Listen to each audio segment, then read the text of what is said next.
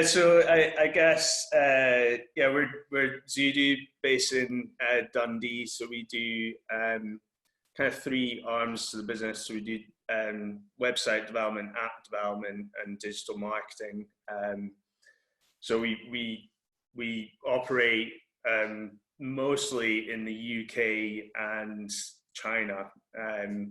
So we develop digital solutions aimed at the Chinese market, but we also, the majority of our customer base is based in the UK, but we also have clients in the US and Africa and Europe. So yeah, it's so quite a different mix, but our services are mainly based on UK based solutions or Chinese based solutions. So yeah, and we also developed the 4Biz app as well. So and we've worked with a few different members over the years. So I think, as a company, we first of all lost some contracts. So we work a fair amount in the tourism industry.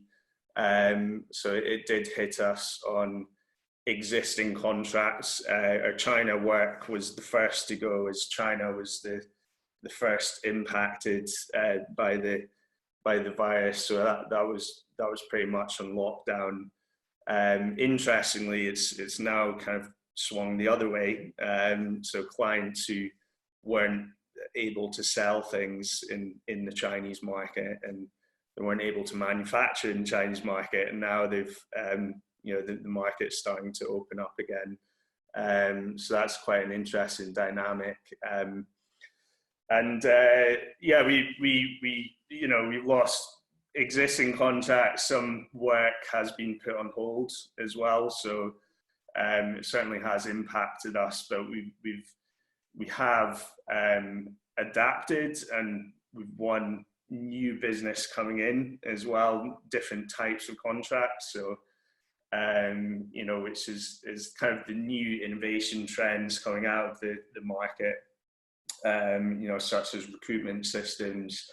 We're building a site for buying time with doctors, virtual time with doctors, things like that. So it's what we've seen is there's been a dip in ongoing stuff, and then now there's sort of new innovation coming into the market. So as a digital business, we're lucky enough to be in one of those industries that isn't too affected, such as tourism, retail, and we've been trying to adapt as much as possible, as quickly as possible as well, over the course of the last few weeks. I've been kind of following, I read a lot about leaders in China, business leaders in China. So I've been kind of following this 5-stage strategy for our own business, which says it's Jack Ma. So he created Alibaba and WeChat, things like that. So one of the biggest entrepreneurs in the world. So he says, strategy 1 is every employee should turn to sales. So where we've been I've been focusing even the developers in my business on turning them to sales and really thinking about the commercial side of things. And then strategy 2 is spare no effort to develop new products. So that's where we've really been thinking about the way the business works and adapting our model to this new environment, similar to what 4Business have done. And I think that's great to see that you guys are adapting so fast. Strategy 3 is radically cut costs. So I think everyone across up and down the country have looked at their subscriptions and just decided to go through that and cut what isn't necessary. And then strategy 4 is maintain high productivity rate. So making sure that I'm maintaining that with a remote workforce. So I'm actually communicating more with my employees than I was previously, so I'm having a daily catch up, whereas before. It was a weekly catch up. So yeah, I mean, it was difficult to speak to someone maybe who's sitting behind you.